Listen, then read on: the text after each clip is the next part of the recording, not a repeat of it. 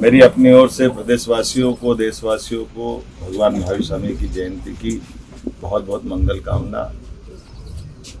लगभग 2500 साल पहले ऐसे एक महापुरुष पैदा हुए जिनने अपने जीवन से जियो और जीनो दो के सिद्धांत के आधार पर एक अलग प्रकार से अपनी पहचान भी बनाई और सभी समाज को प्रकृति के साथ जीते हुए मूल हमारे जीवन का महत्व समझाते हुए जियो और जीने दो की भावना का एक तरह से पुनर्जागरण का बड़ा अभियान चलाया।